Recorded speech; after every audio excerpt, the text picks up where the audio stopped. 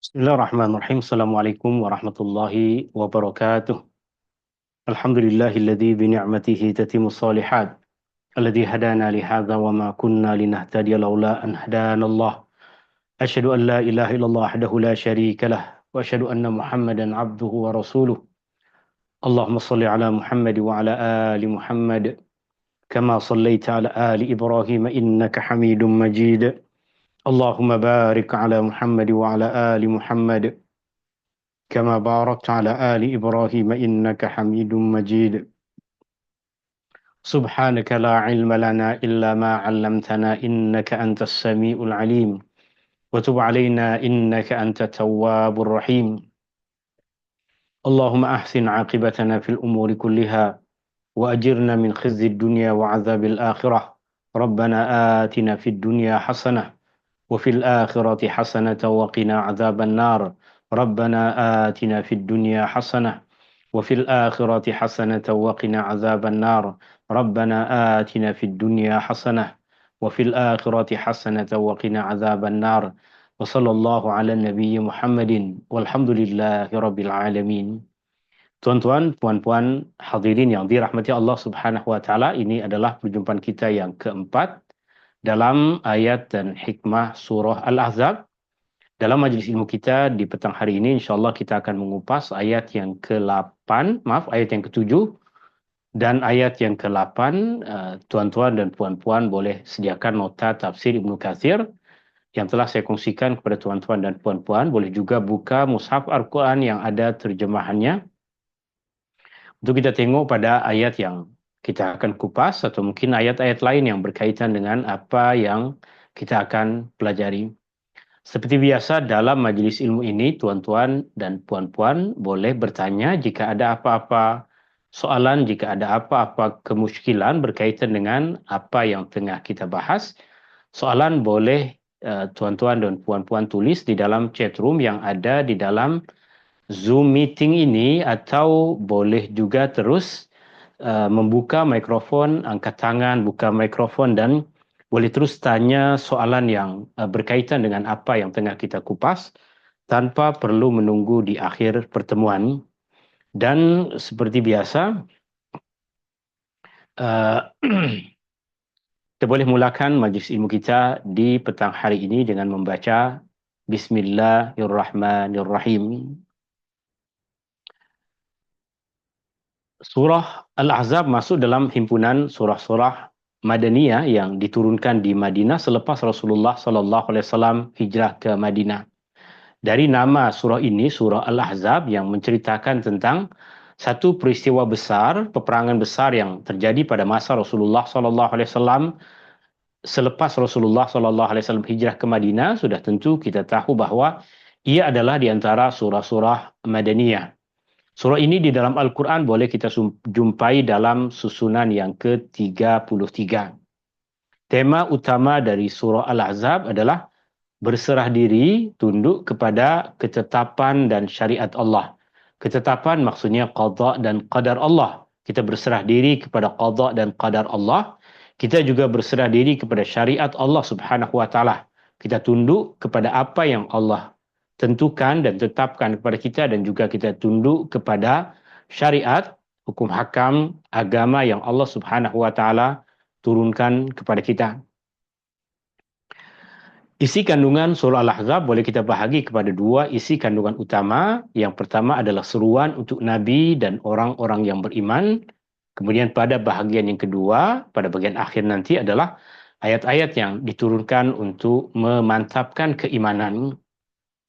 Jika kita perincikan, ianya boleh kita perincikan kepada pada bahagian yang pertama yang berkaitan dengan seruan untuk Nabi SAW dan orang-orang yang beriman, mula dari ayat 1 sehingga ayat yang ke-34, ada beberapa tajuk yang kita akan jumpai di dalam surah Al-Ahzab ini, mula dari seruan kepada Nabi untuk bertakwa kepada Allah, kedudukan Nabi dan orang-orang yang beriman. Dan ini pembahasan yang kita akan bahas, kita akan jumpai, sebab ayat yang kita akan kupas adalah ayat yang ke-7 sehingga ayat yang ke-8, menceritakan tentang kedudukan Rasulullah sallallahu alaihi wasallam. Bahagian yang ketiga, pertolongan Allah dalam perang Al-Ahzab.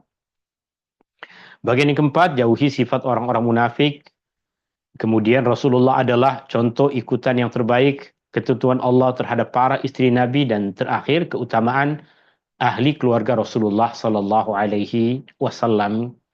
Pada bahagian yang kedua, surah Al-Ahzab boleh kita bahagi isi kandungannya kepada orang-orang yang taat kepada Allah dan Rasul, mengagungkan Allah dan dengan zikir dan tasbih, tugas dan keutamaan Rasulullah sallallahu alaihi wasallam, selawat ke atas Nabi, kewajiban memakai pakaian yang sempurna menutup aurat bagi kaum perempuan, dan ancaman bagi orang munafik dan orang-orang yang tidak beriman. Ini ayat 7 dan ayat yang ke-8 yang kita akan kupas dalam majlis ilmu kita di pagi hari ini. Dan sebelum kita mulakan dalam majlis ilmu ini juga, insyaAllah saya akan memberikan jawaban ke atas beberapa soalan yang masuk kepada saya melalui WhatsApp, soalan yang ada di dalam forum Q&A, dan tuan-tuan dan puan-puan jika ada soalan yang lain boleh juga tulis, tanyakan soalan itu. Kita masuk kepada ayat yang pertama di mana Allah Subhanahu wa taala berfirman, A'udzubillahi minasyaitonir rajim. Wa idz akhadna mitsaqan nabiyyina wa idz akhadna minan nabiyyina mitsaqahum wa minka wa min Nuhin wa Ibrahim wa Musa wa Isa ibn Maryam wa akhadna minhum mitsaqan ghalidha. Dan ingatlah ketika kami mengambil dari nabi-nabi perjanjian setia mereka, dan dari engkau, wahai Muhammad, dan dari Nuh, itu Nabi Nuh, dan Ibrahim, Nabi Ibrahim, dan Musa, Nabi Musa, serta Isa bin Maryam, Isa putra Maryam, dan kami telah mengambil dari mereka perjanjian setia yang teguh. Al-Imam Ibn Katsir berkata, Allah berfirman memberitahu tentang 5 Rasul Ulul Azmi. Pada ayat ini kita jumpai Allah sebutkan 5 Rasul. Dan 5 Rasul ini yang dinamakan sebagai Rasul Ulul Azmi. Juga disebutkan nabi-nabi yang lain tanpa disebutkan nama. Nabi yang ada di dalam ayat ini adalah nabi yang digelar sebagai Ulul Azmi. Bahwa Allah telah mengambil perjanjian dan ikrar daripada mereka untuk menegakkan agama Allah, menyampaikan risalahnya, serta bekerja sama, saling bantu-membantu, dan bersepakat untuk menegakkan syariat Allah, menegakkan agama Allah, menyampaikan wahyu Allah Subhanahu wa taala kepada umat manusia. Mereka yang 5 orang nabi ini yang disebutkan di dalam ayat yang tengah kita baca ini, mereka digelar sebagai Nabi Ulul Azmi ataupun Rasul Ulul Azmi. Perkataan Ulul Azmi maksudnya adalah orang-orang yang memiliki azam yang kuat. Para Nabi yang memiliki tekad yang kuat, azam yang kuat. Semua Nabi tentunya memiliki azam, tapi perbezaan 5 Nabi ini dibandingkan dengan kebanyakan Nabi-Nabi yang lain adalah Allah Subhanahu wa taala berikan kepada 5 orang nabi ini ujian yang sangat besar. Tapi mereka telah sempurna menghadapi ujian-ujian yang Allah Subhanahu wa taala timpakan kepada mereka. Mereka dengan penuh azam, dengan penuh tekad, dengan penuh keikhlasan menghadapi ujian-ujian yang Allah Subhanahu wa taala berikan kepada mereka. Maka para nabi ini digelar oleh Allah Subhanahu wa taala dengan gelaran Ulul Azmi minar Rusul. Dan Ulul Azmi minar Rusul juga disebutkan oleh Allah Subhanahu wa taala di dalam beberapa ayat Al-Qur'an yang lain selain dari ayat yang kita baca ini. Allah Subhanahu wa taala sebutkan juga di dalam Al-Qur'an. Allah Subhanahu wa taala berfirman, وَإِذْ أَخَذَ اللَّهُ مِيثَاقَ النَّبِيِّينَ لَمَا آتَيْتُكُم مِّن كِتَابٍ وَحِكْمَةٍ ثُمَّ جَاءَكُمْ رَسُولٌ مُصَدِّقٌ لِّمَا مَعَكُمْ لَتُؤْمِنُنَّ بِهِ وَلَتَنصُرُنَّهُ قَالَ أَأَقْرَرْتُمْ وَأَخَذْتُمْ عَلَى ذَلِكُمْ إِصْرِي قَالُوا أَقْرَرْنَا قَالَ فَاشْهَدُوا وَأَنَا مَعَكُمْ مِنَ الشَّاهِدِينَ. Ini adalah janji setia yang Allah Subhanahu wa taala sebutkan kepada para nabi, di mana di dalam ayat ini Allah Subhanahu wa taala berfirman, Wa idz akhadallahu mitsaqan nabiyyin. Ini kita jumpai dalam surah Ali Imran ayat 81. Jika kita tengok kembali kepada ayat ini, surah Ali Imran ayat 81, wa iz akhadallah, dan ingatlah ketika Allah mengambil mitsaqan nabiyyin, janji setia dari para nabi. Lama ataitukum min kitabi wa hikmah, sungguh apa yang telah aku berikan kepada kamu semua berupa kitab dan hikmah. Thumma ja'akum rasulun musaddiqun lima ma'akum. Kemudian datang kepada kamu semua seorang rasul yang membenarkan apa yang ada pada kamu. La tu'minunna bihi wa la tansurunnah. Sungguh kamu semua mesti menolongnya, mesti beriman kepadanya, mesti membantu dan menolongnya. Qala aqrartum. Allah berfirman kepada mereka, kepada para nabi, adakah kamu semua berikrar? Wa akhadhtum ala dzalikum isri, dan kamu semua mengambil janji setia kepadaku. Qalu, mereka para nabi berkata, aqrarna, kami berikrar. Qal, Allah berfirman, fashhadu wa ana ma'akum minasyahidin. Maka bersaksilah, dan sesungguhnya aku bersama dengan kamu adalah di antara yang menjadi saksi. Ini terjemahannya, dan terjemahan ini boleh tuan-tuan dan puan-puan tengok di dalam nota tafsir Ibnu Katsir yang telah saya kongsikan. Imam Ibnu Katsir mengatakan, perjanjian dan ikrar yang Allah Subhanahu wa taala sebutkan di dalam surah Ali Imran yang baru saja kita bacakan tadi, ini diambil setelah mereka para rasul diutuskan. Dan demikian dalam ayat ini, maksudnya dalam ayat yang tengah kita bahas dalam surah Al-Ahzab, 5 orang disebut secara khusus. 5 orang di antara para nabi disebut secara khusus dari kalangan mereka, dari kalangan para nabi dan rasul. Mereka itu adalah apa yang kita kenal sebagai ulul azmi. Para nabi yang kita kenal sebagai ulul azmi juga disebut oleh Allah Subhanahu wa taala di dalam firman-Nya di dalam surah yang lain, surah Asy-Syura ayat 13. Allah Subhanahu wa taala berfirman, "Syara'a lakum minad dini ma wassa bihi Nuha walladzi auhayna ilaik wa ma wassayna bihi Ibrahim wa Musa wa Isa an aqimud dina wa la tatafarraqu fi." Syara'a lakum, Allah telah mensyariatkan kepada kamu, atau diterjemahkan di sini dengan maksud Allah telah menerangkan kepada kamu ma wassa bihi Nuha, di antara perkara-perkara agama yang telah diwasiatkan, yang telah diperintahkan kepada Nabi Nuh. Walladzi auhayna ilaik, dan juga apa yang telah kami wahyukan kepadamu wahai Muhammad. Wa ma wassayna bihi Ibrahim, dan apa yang telah kami wasiatkan atau apa yang telah kami perintahkan kepada Ibrahim.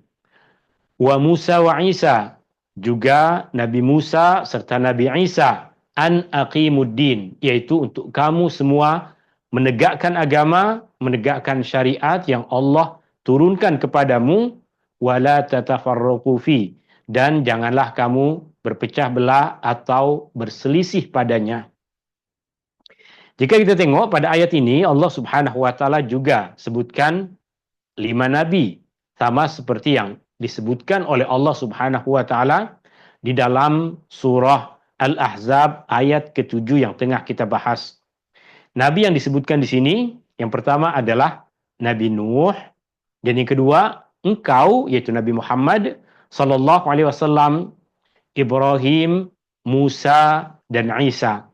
5 orang nabi inilah yang digelar sebagai ulul azmi. Nabi Muhammad sallallahu alaihi wasallam, Nabi Isa, Nabi Musa, Nabi Ibrahim, dan Nabi Nuh. Mereka yang digelar sebagai ulul azmi minar rusul. Dan wasiat yang Allah Subhanahu wa taala sebutkan seperti yang tadi kita baca, seperti yang Allah Subhanahu wa taala juga firmankan di dalam ayat yang ke-7 dari surah Al-Ahzab ini, wa idz akhadna minan nabiyyina mitsaqahum wa minka wa min Nuh wa Ibrahim wa Musa wa Isa ibn Maryam. Dan ketika kami mengambil dari nabi-nabi perjanjian setia mereka, dari engkau sendiri, wahai Muhammad, dari Nuh, Ibrahim, Musa, serta Isa ibni Maryam. Pada ayat yang ketujuh, surah Al-Ahzab ini, Allah juga sebutkan secara istimewa 5 orang Rasul ini. 5 Nabi yang Allah subhanahu wa ta'ala sifatkan mereka sebagai ulul azmi minar rusul. Ulul azmi minar rusul. Nabi yang pertama disebutkan di dalam ayat ini adalah Nabi Muhammad sallallahu alaihi wasallam dengan perkataan engkau wa minka, engkau darimu, yaitu Nabi Muhammad sallallahu alaihi wasallam, kemudian Nabi Nuh, Ibrahim, Musa dan Isa bin Maryam. Sehingga Imam Ibnu Katsir rahimahullahu taala berkata, dalam ayat ini dimulakan dengan menyebut Nabi yang terakhir sallallahu alaihi wasallam, Nabi Muhammad sallallahu alaihi wasallam yang pertama disebut. Kemudian nabi yang lain diurutkan mengikut kepada masa kedatangan mereka. Mula dari Nabi Nuh, kerana Nabi Nuh di antara nabi-nabi ulul azmi yang datang pertama. Kemudian diikuti dengan Nabi Ibrahim. Kemudian Musa dan terakhir adalah Nabi Isa alaihim salawatullah, salawat Allah ke atas mereka. Dari ayat ini dan dari beberapa ayat yang tadi kita pelajari, kita mengetahui bahwa Allah memuliakan sebahagian nabi lebih dari sebahagian nabi yang lain. Allah meninggikan darjah sebahagian nabi lebih tinggi daripada sebahagian nabi yang lain. Allah subhanahu wa ta'ala memberikan keistimewaan kepada sebahagian Rasul lebih dari sebahagian yang lain. Sedangkan di dalam Al-Quran, kita tahu bahwa Allah subhanahu wa ta'ala melarang kita untuk membeza-bezakan antara nabi-nabi yang Allah subhanahu wa ta'ala utuskan. Pada ayat-ayat terakhir surah Al-Baqarah yang tuan-tuan dan puan-puan telah hafal, Allah subhanahu wa ta'ala ajarkan kepada kita untuk kita tidak membeza-bezakan antara para nabi yang Allah subhanahu wa ta'ala utuskan. Dengan ikrar kita, la nufarriqu baina ahadim mir rusulih. La nufarriqu, kami tidak membeza-bezakan baina ahadim mir rusulih, antara satu pun di antara rasul-rasulnya. Semua rasul Allah, rasul yang mulia. Semua rasul yang Allah subhanahu wa ta'ala utuskan adalah rasul pilihan. Kita tidak boleh membeza-bezakan para nabi dan rasul. Maksudnya adalah kita tidak boleh memilih untuk beriman kepada sebahagian dan menolak untuk beriman kepada yang lain. Kita mesti beriman kepada semua nabi dan rasul. Itu maksud kita tidak membeza-bezakan antara nabi dan rasul.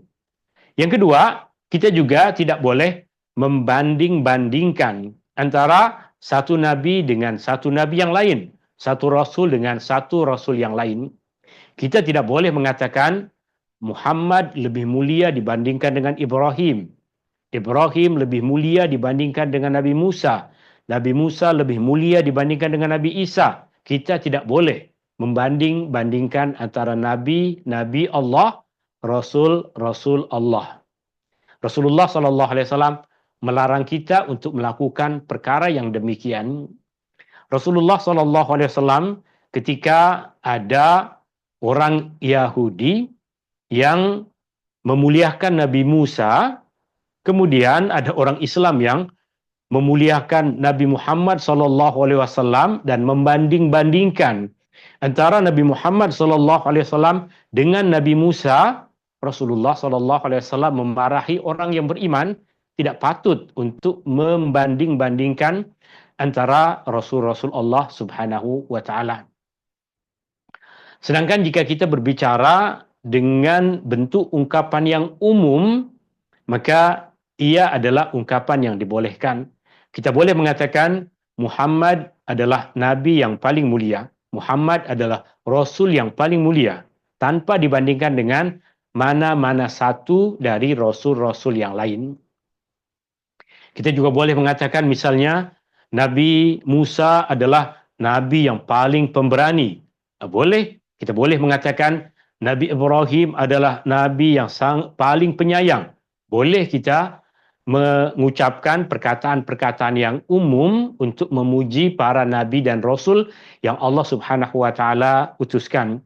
Yang tidak boleh adalah membandingkan antara satu dengan satu yang lain, kerana ketika kita membandingkan antara dua orang Nabi, seakan-akan kita merendahkan darjah salah satu dari mereka.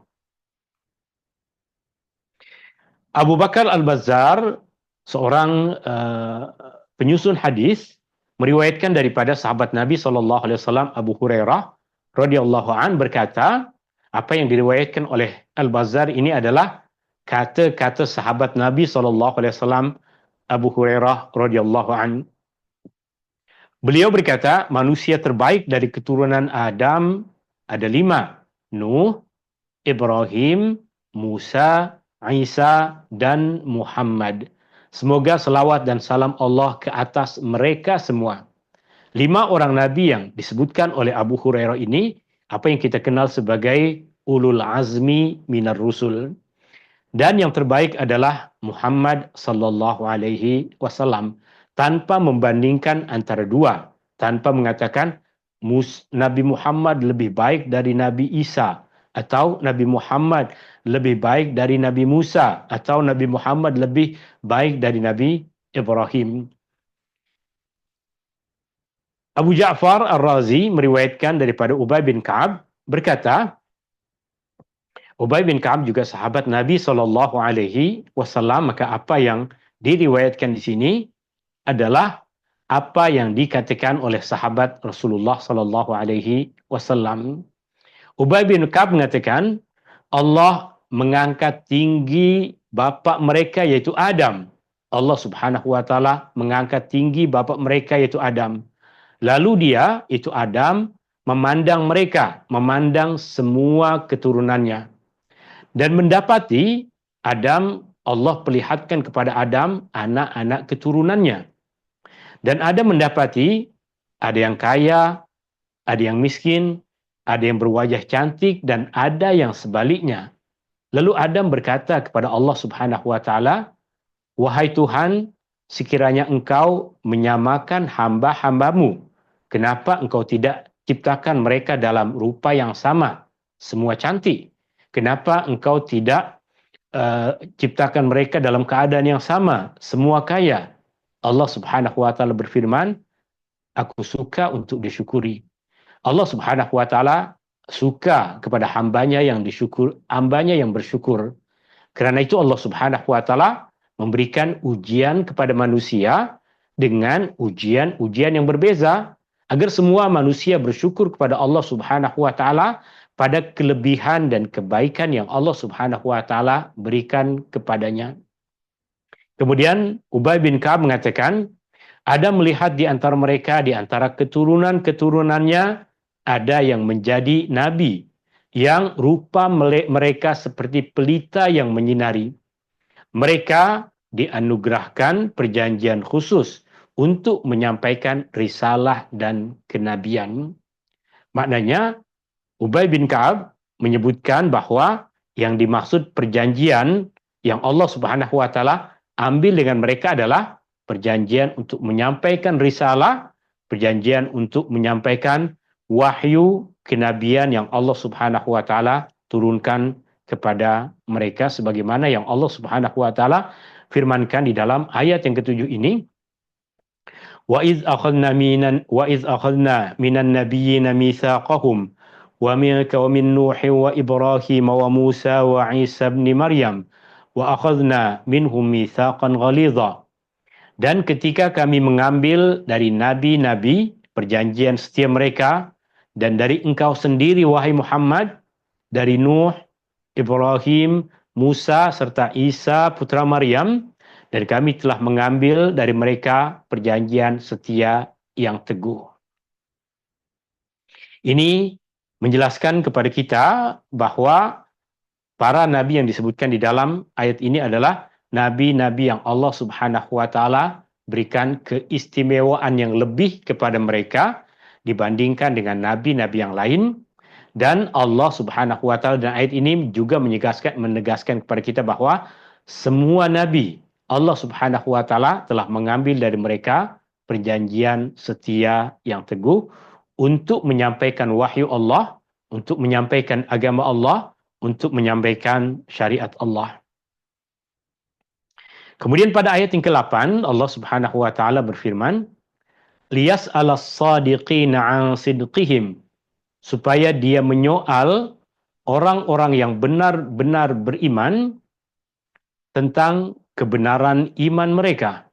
Supaya dia menyoal orang-orang yang benar-benar beriman tentang kebenaran iman mereka.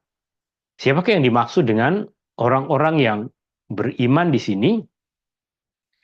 Yang ditanya tentang kebenaran keimanan mereka, Al-Imam Al-Mawardi menyebutkan berkaitan dengan ayat ini bahwa as-sadiqin di dalam ayat ini boleh jadi maksudnya adalah para nabi dan rasul.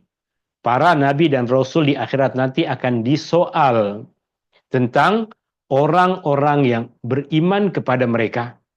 Mereka akan ditanya, bagaimana wahyu yang aku turunkan kepadamu, adakah engkau telah sampaikan? Bagaimana sikap manusia yang engkau berdakwah kepada mereka, adakah mereka beriman? Para nabi akan disoal. Imam Al-Mawardi juga sebutkan bahwa boleh jadi maksud orang-orang beriman yang akan disoal adalah orang-orang yang menjadi umat para nabi, pengikut para nabi. Mereka akan disoal tentang keimanan mereka.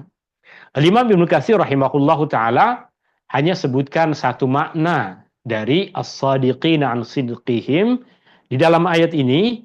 Satu makna yang disebutkan oleh Al-Imam Ibnu Katsir adalah satu riwayat dari Mujahid yang mengatakan bahwa maksud dari orang-orang yang benar keimanannya akan disoal tentang keimanan mereka adalah orang-orang yang menyampaikan risalah para rasul, orang-orang yang berdakwah kebenaran, orang-orang yang menyambung perjuangan para nabi dan rasul dengan mengekalkan ajaran para nabi dan rasul dengan menyampaikan kebenaran kepada umat manusia. Bagi umat Rasulullah sallallahu alaihi wasallam sudah tentu golongan yang pertama adalah para sahabat Nabi sallallahu alaihi wasallam. Mereka beriman dan mereka menyampaikan kebenaran yang dibawa oleh Rasul kepada generasi selepasnya. Mereka akan disoal oleh Allah Subhanahu wa taala. Selepas para sahabat ada golongan tabi'in yang mereka mempelajari ilmu itu dari para sahabat Nabi sallallahu alaihi wasallam. Mereka pun sampaikan kepada generasi selepas mereka. Mereka semua akan disoal oleh Allah Subhanahu wa taala. Sekarang wahyu tersebut, Al-Quran yang dulu Allah turunkan kepada Rasulullah telah sampai kepada kita. Ilmu yang dulu Allah sampaikan kepada Rasulullah, yang Rasulullah sallallahu alaihi wasallam sampaikan kepada para sahabatnya, sebahagian telah sampai kepada kita. Maka kita pun akan disoal oleh Allah Subhanahu wa taala. Adakah kita beriman dan adakah kita sampaikan kebenaran itu kepada generasi selepas kita? Keimanan bukan sesuatu yang kita miliki seorang diri. Keimanan adalah perkara yang mesti kita ajarkan, sebarkan dan kongsikan kepada orang lain. Orang-orang yang beriman akan disoal oleh Allah Subhanahu wa taala. Jika orang-orang yang beriman sahaja akan disoal, bagaimana pula dengan orang-orang yang ingkar, orang-orang yang kafir, orang-orang yang tidak beriman? Allah sebutkan di akhir ayat yang ke-8 ini, wa a'adda lil kafirina 'adzaban alima, dan sebaliknya dia telah menyediakan azab bagi orang-orang yang kafir, azab siksa yang tidak terperi sakitnya, azab yang sangat menyakitkan. Atau dan dia menyediakan bagi orang-orang kafir daripada kalangan umat mereka, umat para nabi dan rasul, azab yang menyakitkan.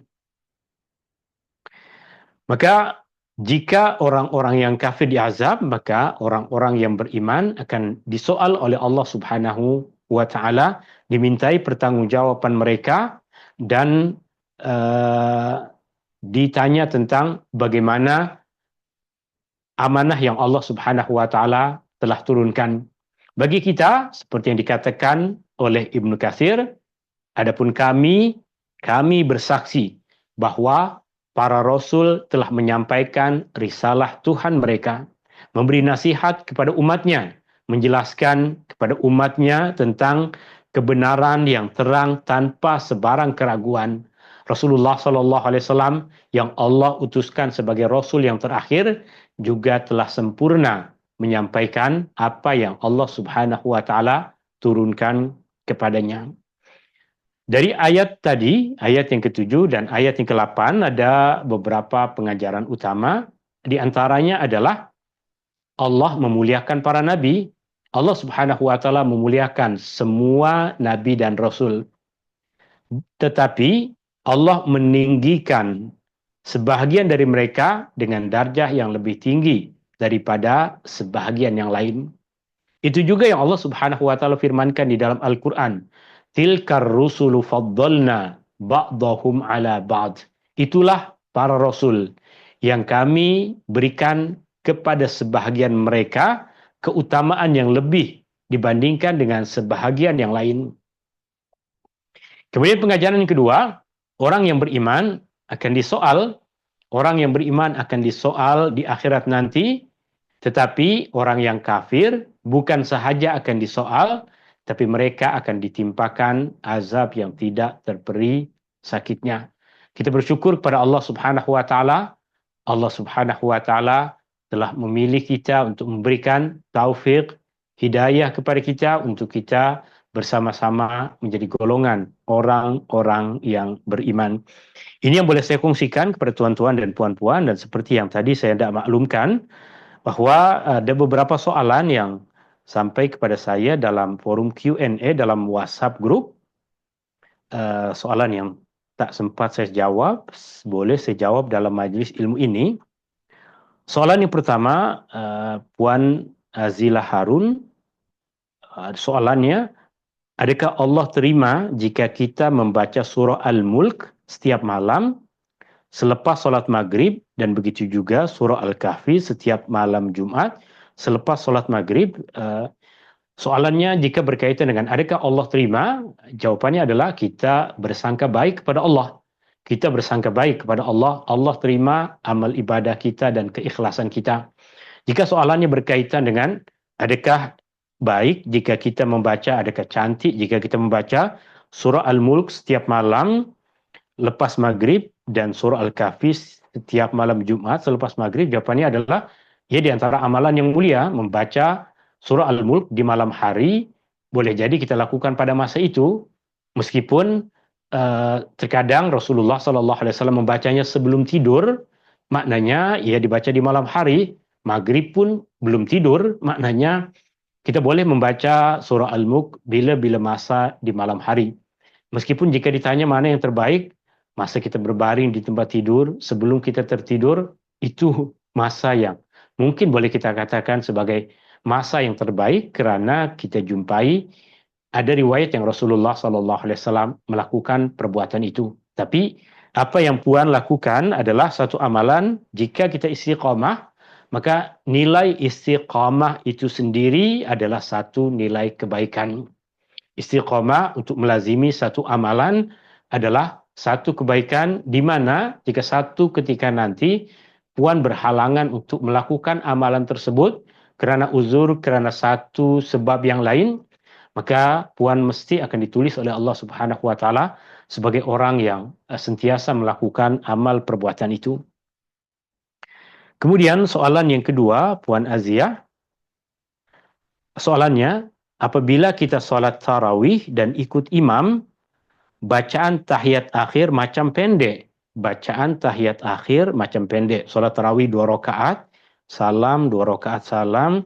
Adakah ini berarti dalam rangkaian solat seperti tarawih, tahajud, di mana kita membuat sama ada 4, 6, atau 8 rakaat, apakah bagi setiap akhir 2 rakaat, kita baca tahiyat yang pendek atau yang sepenuh dan panjang?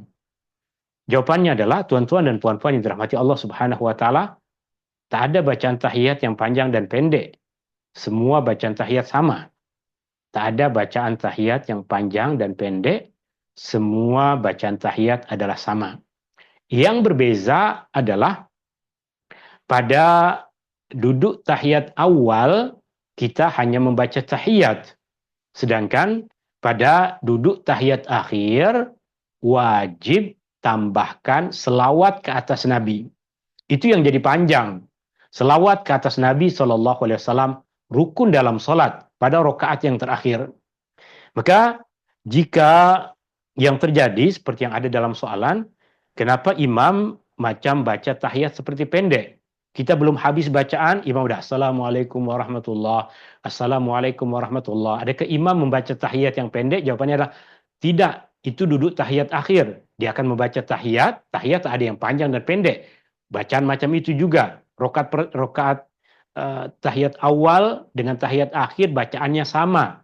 Bezanya adalah pada tahiyat akhir ada tambahan selawat ke atas Nabi Shallallahu Alaihi Wasallam yang menjadi rukun dalam salat. Contoh untuk membezakannya adalah dalam salat maghrib. Pada tahiyat awal saya boleh membaca At-tahiyyatul mubarakatus salawatut tayyibatu lillah. Assalamu alayka ayyuhan nabiyyu wa rahmatullahi wa barakatuh. Assalamu alayna wa ala ibadillahis salihin. Asyhadu an la ilaha illallah wa asyhadu anna Muhammadar Rasulullah. Itu nama dia tahiyat atau tasyahud. Tak ada yang panjang, tak ada yang pendek. Maknanya jika yang saya baca itu, maka itulah yang saya baca di dalam tahiyat awal. Dan itu juga yang saya baca di dalam tahiyat akhir. Dalam tahiyat akhir solat maghrib, saya akan baca bacaan yang sama, tapi pada duduk tahiyat akhir, ada kewajiban untuk membaca selawat ke atas Nabi Shallallahu Alaihi Wasallam. Selawat ke atas Nabi adalah rukun dalam tahiyat akhir.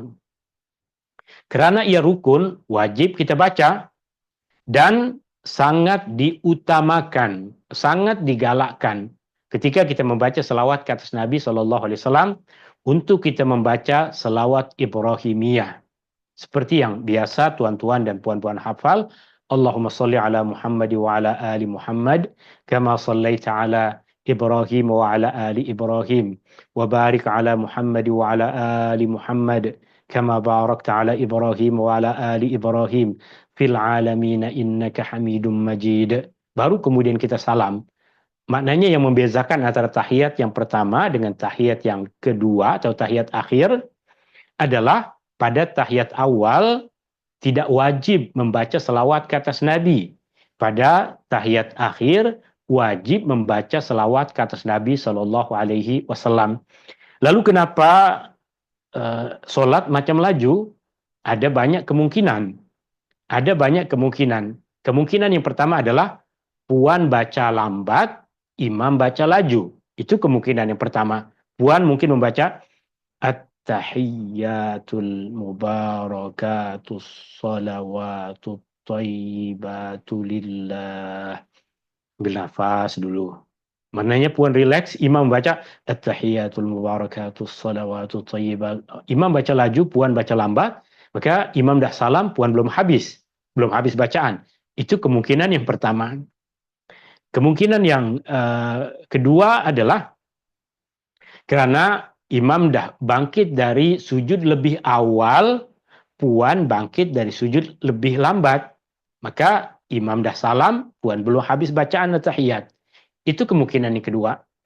Kemungkinan yang ketiga adalah imam tidak habis baca selawat ke atas Nabi. Imam tidak wajib, imam tidak habis baca selawat ke atas Nabi SAW, selawat Ibrahimiyah.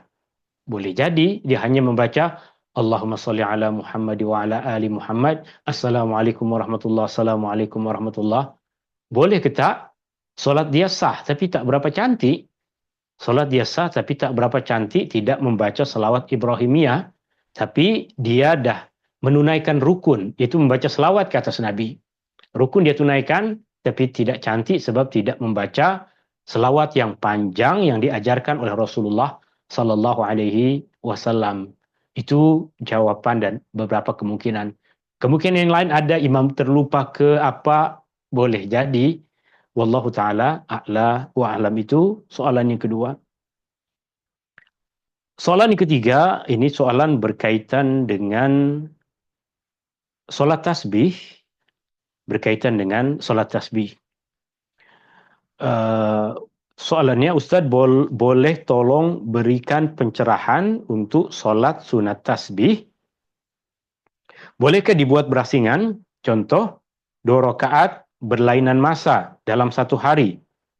Pagi 2 rakaat dan petang sebelum asar 2 rakaat. Maksudnya tidak berurutan. Biasa dengar jika siang kena buat 4 rakaat, 1 salam, tapi saya pernah dengar ada ustazah kata boleh buat 2 rakaat dan selepas salam 2 rakaat lagi, seperti buat di waktu malam. Bagaimana Rasulullah sallallahu alaihi wasallam buat? Bolehkah kita buat 2 rakaat sahaja, bukan 4 rakaat untuk solat tasbih? Jazakallah khairan. Jazakillah khairan, Puan. Ada beberapa, saya nak ringkaskan kepada 4 poin utama. 4 poin utama berkaitan dengan soalan ini. Siapa yang tak dengar soalan tadi, boleh tengok dalam forum Q&A. Ada 4 perkara dalam soalan itu. Soalan yang pertama, seperti yang selalu saya ingatkan, jika tuan-tuan dan puan-puan ada apa-apa kemusykilan soalan, boleh terus bertanya tanpa sebut siapapun. Tak perlu bertanya dengan menyebutkan ada ustaz kata, ada ustazah kata, tak perlu sebutkan apapun. Terus fokus kepada apa kemusykilan.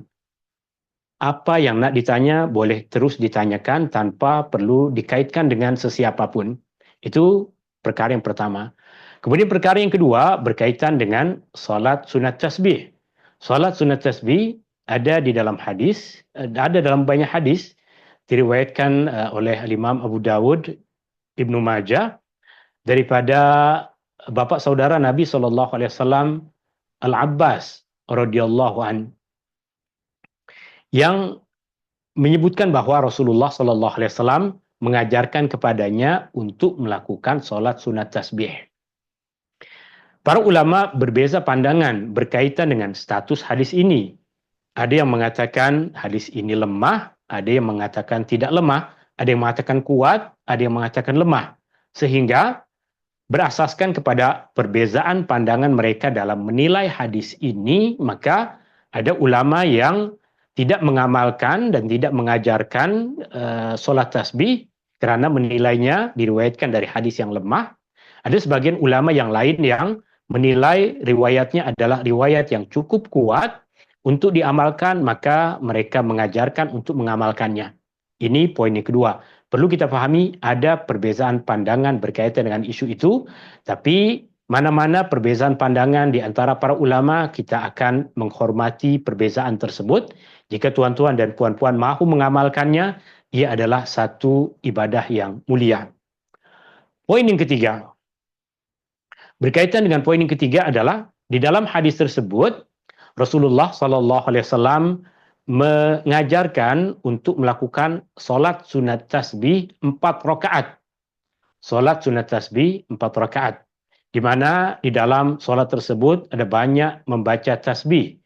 Subhanallah walhamdulillah wa la ilaha illallah wallahu akbar. Ketika berdiri sebelum ruku membaca 15 kali, dalam ruku baca 10, dan kemudian pada rukun-rukun yang lain juga membaca 10 kali. 4 rakaat dengan 1 salam. 4 rakaat dengan 1 salam. 4 rakaat dengan 1 salam itu yang Nabi SAW ajarkan kepada bapa saudara Nabi SAW, Al-Abbas. Maknanya, jika kita mahu mengajarkan, kita mahu mengamalkan apa yang Nabi ajarkan kepada bapa saudaranya, maka kita fokus untuk mengamalkannya 4 rakaat. Adapun, bolehkah 2 rakaat dan 4 rakaat? Ini adalah satu pandangan yang seingat saya, apa yang saya ingat adalah Pandangan seorang tokoh ulama tabi'in, yaitu Ibnul Mubarak, dia berpandangan bahwa jika kita buat solat tasbih di malam hari, elok jika kita buat 2 rakaat salam, 2 rakaat salam. Itu pandangan dia. Jika buat di siang hari, 4 rakaat dengan 1 salam. Itu pandangan dia. Itu dia berpandangan elok untuk kita buat macam itu. Apa yang Nabi ajarkan kepada bapak saudara Nabi SAW adalah 4 rakaat dengan 1 salam. Ini poin yang ketiga. Poin yang keempat, dia adalah amalan sunnah. Jika puan rasa berat untuk melakukannya, banyak pilihan solat-solat yang lain. Jika puan rasa susah untuk buat solat 4 rakaat, tiada sesiapa pun yang mewajibkan untuk melakukan, untuk memilih solat sunat itu. Kita boleh pilih solat sunnah yang lain. Kita boleh memilih untuk melazimi solat duha. Kita boleh memilih untuk melazimi 2 rakaat sebelum zuhur atau 4 rakaat sebelum zuhur, 4 rakaat selepas zuhur atau 2 rakaat selepas zuhur. Banyak lagi pilihan-pilihan solat-solat sunnah yang lain jika kita tidak mampu untuk mengamalkan solat tasbih yang kita rasa berat untuk kita mengamalkannya 4 rakaat dengan 1 salam. Karena ia adalah satu bentuk solat yang berbeza dengan bentuk solat-solat yang lain, maka lebih utama ikut kepada poin yang ketiga tadi untuk kita mengamalkannya bagi sesiapa yang mahu mengamalkannya untuk mengikuti tata cara pelaksanaannya seperti apa yang Rasulullah SAW ajarkan kepada bapak saudaranya. Adapun adakah Rasulullah pernah mengamalkannya? Jawabannya adalah tidak sampai kepada kita atau tidak sampai kepada saya apa-apa riwayat yang menunjukkan Rasulullah pernah mengamalkannya. Tapi itu bukan menjadi isu. Sebab jika satu amal perbuatan Rasulullah telah ajarkan, maka sudah tidak lagi kita perlu tahu Rasulullah buat ke tak. Apa-apa amal kebaikan Rasulullah ajarkan, maka kita boleh amalkan tanpa kita perlu tahu Rasulullah buat ke tak. Ketika Rasulullah ajarkan kepada sahabat baginda Muaz bin Jabal untuk membaca doa, Allahumma a'inni ala zikrika wa syukrika wa husni ibadatik. Rasul ajarkan itu kepada Muaz bin Jabal. Maka dah tak perlu tanya lagi, Rasulullah buat ke tak? Rasulullah dah ajar, maka itu adalah sunnah yang baik. Itu prinsip kita berkaitan dengan sunnah.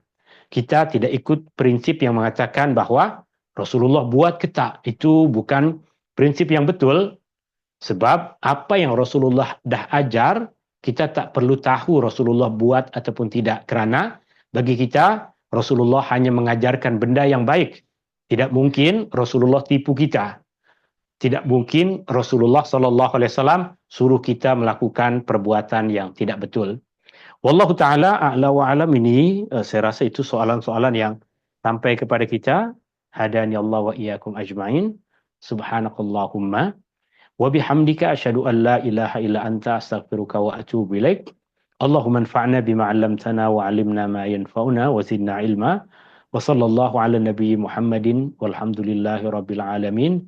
Barcode ini jika untuk masuk dalam channel yang di dalamnya ada grup Q&A bagi sesiapa di antara tuan-tuan dan puan-puan yang tak lagi masuk dalam channel WhatsApp tersebut. Syukran. Assalamualaikum warahmatullahi wabarakatuh. Waalaikumsalam warahmatullahi wabarakatuh. Terima kasih Ustaz. Syukran. Jazakumullah khair. Jazakallahu khair Ustaz. Terima kasih.